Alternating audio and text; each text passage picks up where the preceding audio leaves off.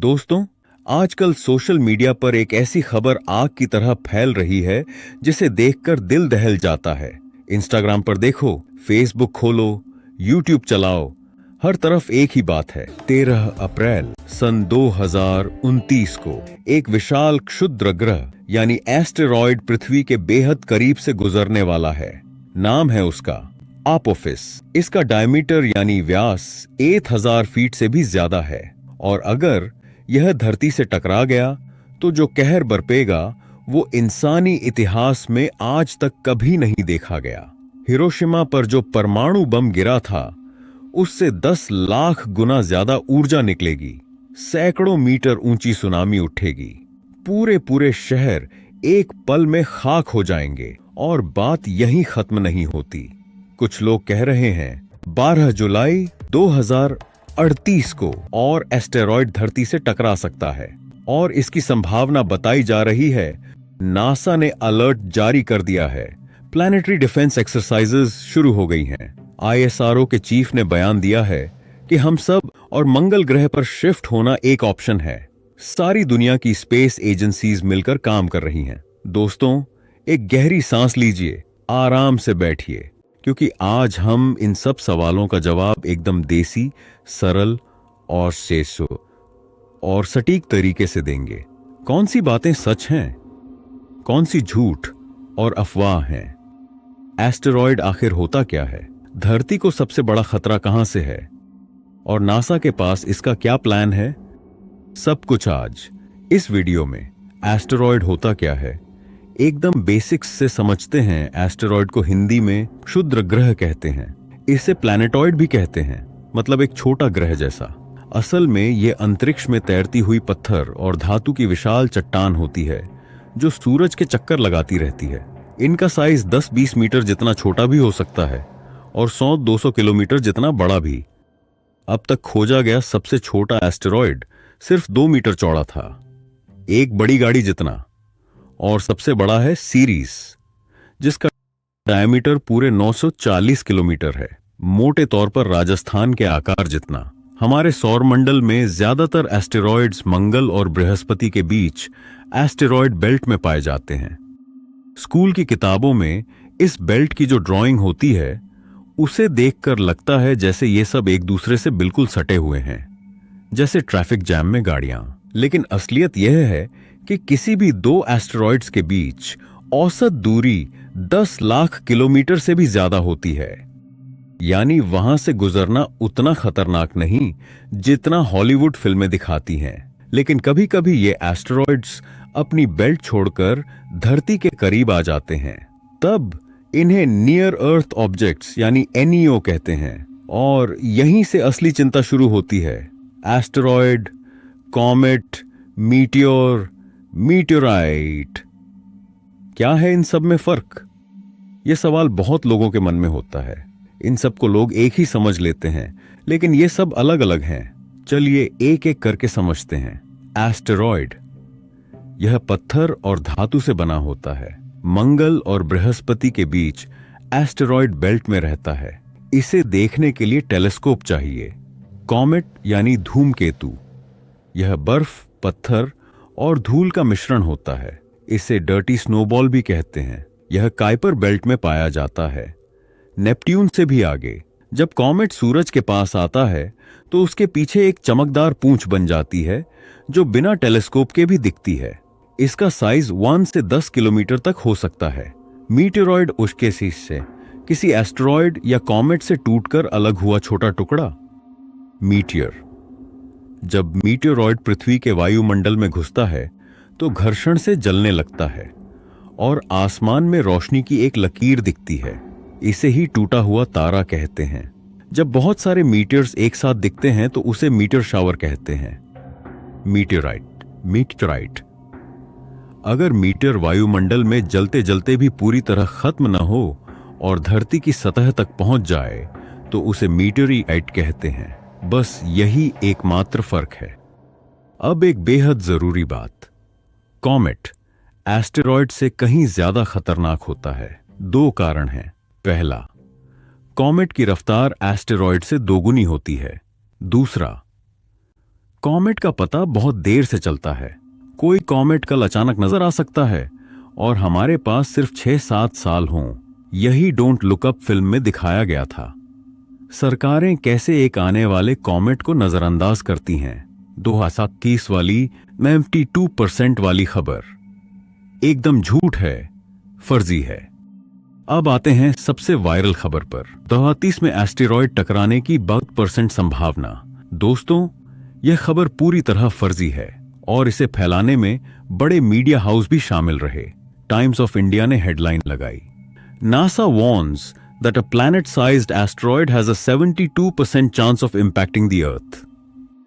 यह हेडलाइन गलत थी, एकदम क्लिकबेट। लेकिन अगर उस आर्टिकल को थोड़ा स्क्रॉल करके पढ़ते तो पहली ही लाइन में साफ लिखा था कि नासा ने एक हाइपोथेटिकल एक्सरसाइज की थी। अगर कोई एस्टेरॉयड 2038 में आए तो क्या करेंगे, यानी वह 72% कोई रियल साइंटिफिक फाइंडिंग नहीं थी। यह एक काल्पनिक सिनेरियो था जिसे नासा ने खुद डिजाइन किया था। एक मॉक टेस्ट, एक तरह का ड्राई रन। 100 से ज्यादा एक्सपर्ट्स ने मिलकर सोचा। NASA, European space agency, UK space agency, United Nations office of outer space affairs, सब ने डिस्कस किया कि अगर 14 साल बाद कोई बड़ा एस्टेरॉयड आए तो स्टेप बाय स्टेप क्या करना चाहिए। इस एक्सरसाइज का नाम था planetary defence inter agency table top exercise. यह John Hopkins applied physics laboratory में हुई। नासा ने 20 जून को इसकी पूरी रिपोर्ट पब्लिक की। ये उनका 5वां ऐसा एक्सरसाइज था। 2013, 2014, 2016 और 2022 में भी ऐसे एक्सरसाइजेस हो चुके हैं। ये एक मॉक टेस्ट थी, कोई रियल वार्निंग नहीं।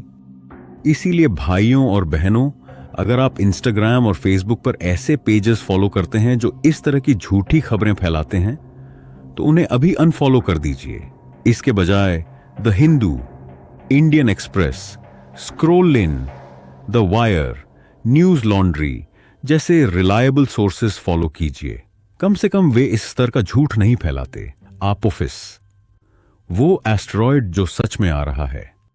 अब बात करते हैं उस एस्टेरॉयड की जो वाकई रियल है।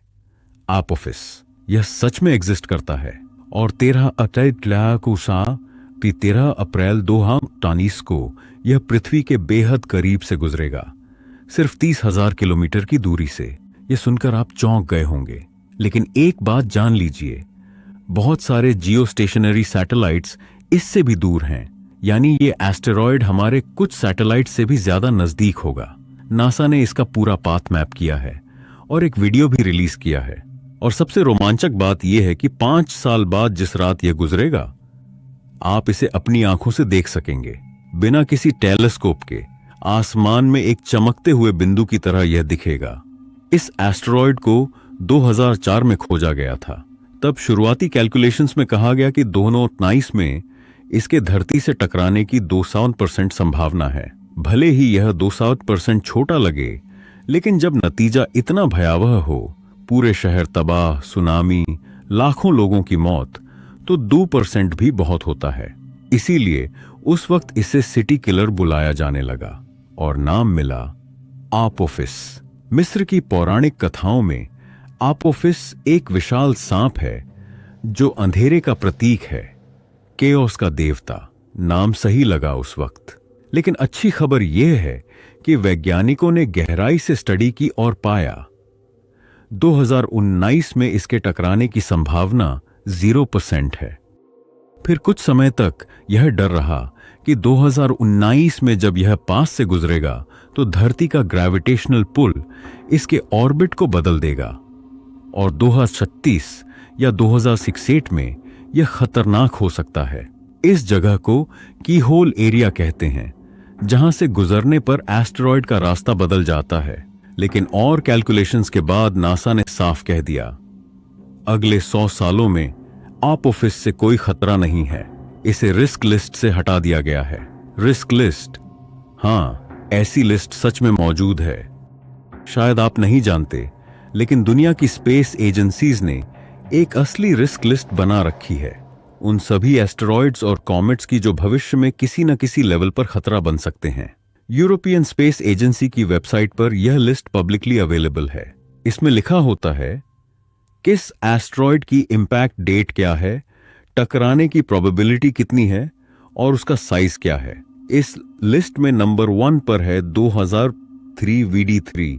इसे 2023 में खोजा गया था। साइज है सिर्फ 11 से 24 मीटर, एक बड़े घर जितना। 8 नवंबर 2034 को यह टकरा सकता है और प्रोबेबिलिटी है 1 in 37 यानी 2.25%। यह परसेंटेज इसलिए सिग्निफिकेंट है कि इसे नंबर 1 रखा गया, लेकिन साइज छोटा है तो ज्यादा नुकसान नहीं होगा, संभवतः समुद्र में कहीं गिरेगा। नंबर 2 पर है 1979 XB। यह बड़ा है, 400 से 900 मीटर डायमीटर। 12 दिसंबर 2054 को संभावित इंपैक्ट, लेकिन प्रोबेबिलिटी बेहद कम है, 1 in 4.27 मिलियन। साइज की वजह से लिस्ट में है। नंबर 3 है 2008 JL3। साइज 30 से 50 मीटर। 8 मई 2000 को साइज को संभावित इंपैक्ट, प्रोबेबिलिटी 1 in 611 यानी 0.01%। इन वैज्ञानिकों का काम देखकर सच में दिल खुश होता है। वे 0.001% की संभावना को भी ट्रैक कर रहे हैं। बस एक प्रॉब्लम है, यह लिस्ट सिर्फ उन एस्टेरॉयड्स की है जो हमें अब तक मिले हैं। अभी भी हजारों ऐसे हैं जो अनदेखे हैं, और कॉमेट्स तो और भी मुश्किल हैं। उनका ट्रेजेक्टरी प्रिडिक्ट करना आसान नहीं। चेल्याबिंस्क 2013। जब रशिया पर आसमान से आग बरसी, साल 2013 फरवरी का महीना। रशिया के चेल्याबिंस्क शहर में सुबह का वक्त था। लोग अपने काम पर जा रहे थे, बच्चे स्कूल जा रहे थे। अचानक आसमान में एक अजीब रोशनी चमकी। लोगों ने ऊपर देखा और फिर एक जबरदस्त धमाका, जैसे आसमान फट गया हो। उस मीटियर का डायमीटर था सिर्फ 20 मीटर, लेकिन उससे इतनी भयंकर शॉकवेव निकली कि शहर की इमारतों के शीशे टूट गए। करीब 500 लोग घायल हुए। ज्यादातर टूटे हुए शीशों की चोट से जानें बचीं, क्योंकि मीटियर पूरी तरह सतह पर नहीं पहुंचा, वायुमंडल में ही ब्लास्ट हुआ।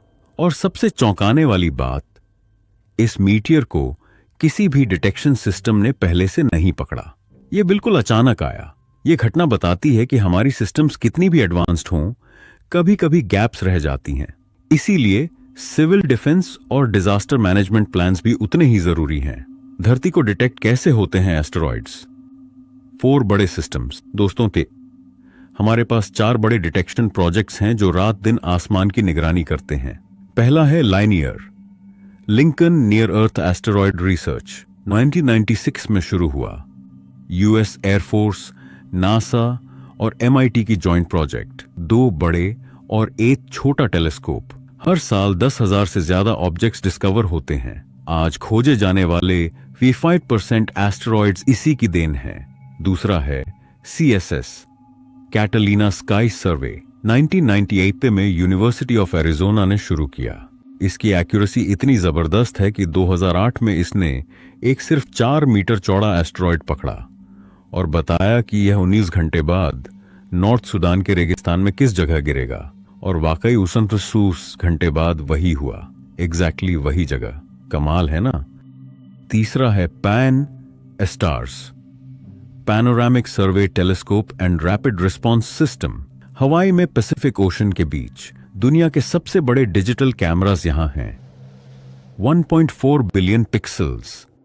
इसकी तस्वीरें इतनी डिटेल्ड होती हैं कि बेहद दूर के एस्टेरॉयड्स भी पकड़ में आ जाते हैं। चौथा है ATLAS, asteroid terrestrial impact last alert system. यह भी हवाई में है। इसे एक फाइनल वार्निंग सिस्टम की तरह बनाया गया है।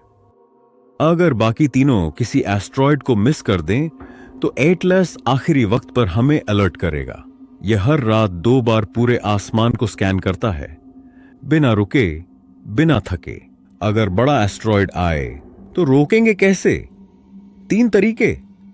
मान लीजिए कि सब कुछ हो गया, एस्टेरॉयड मिल गया, खतरा रियल है और हमारे पास वक्त है, तो हम क्या करेंगे?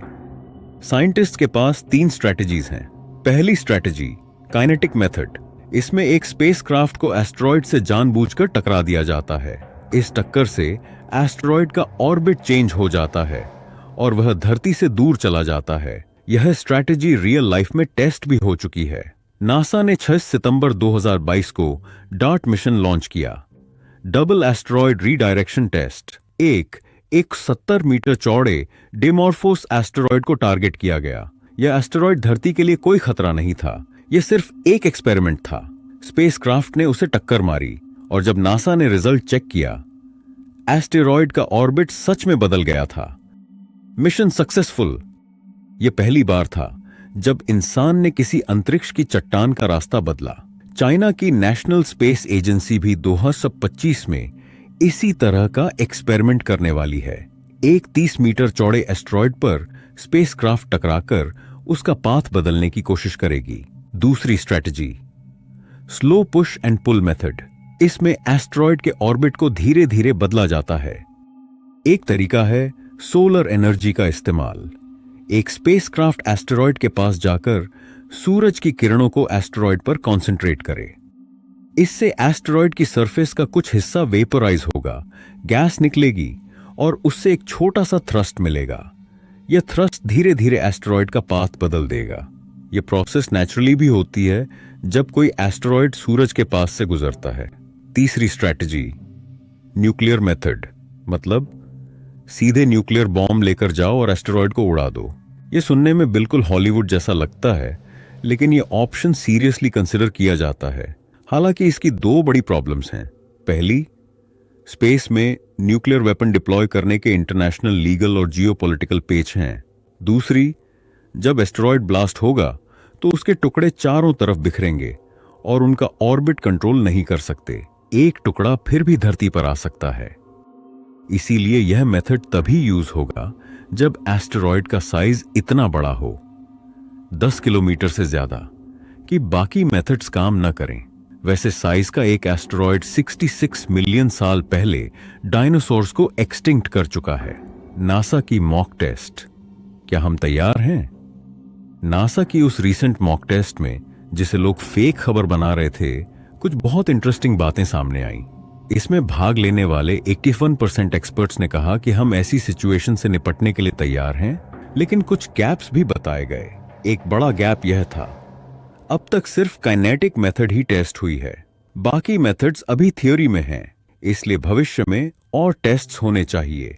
सिविल डिफेंस प्लान्स को और मजबूत करना होगा, इंटरनेशनल कोऑर्डिनेशन बेहतर होनी चाहिए और डिटेक्शन सिस्टम्स को और अपग्रेड करना होगा। नासा 2008 में एक नया स्पेस टेलीस्कोप लॉन्च करने वाला है, नियर अर्थ ऑब्जेक्ट सर्वेयर।